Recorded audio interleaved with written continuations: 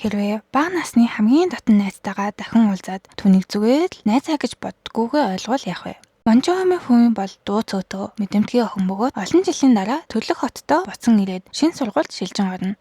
Сургуулийнхаа эхний өдөр тэр бага насандаа хөгжилддөг байсан Окудаира Акирата санаандгүй дахин уулзна. Эхэндээ зүгээр л хуучны найзуудын уулзалт мэт санагдана. Гэхдээ Фүми дотроо ойлгомжгүй мэдрэмжүүд бас саяхан шалгалсан хайрын өвдөлтийг дэсэл байдаг.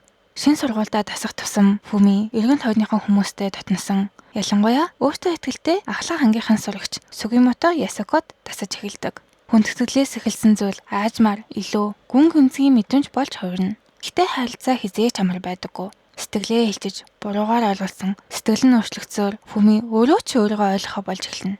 Харин Акира үргэлж түүний хажууд байж дэмцээр байх бөгөөд аажмаар өөрийн сэтгэл болон Фүми тунд яг ямар утга учиртай хүн болохыг ойлгож эхэлнэ. Шимура Такокогийн мангагаас үзүүлсэн Аой Хана Араас арав маш гоё сэтгэл хөдлөм JL аниме.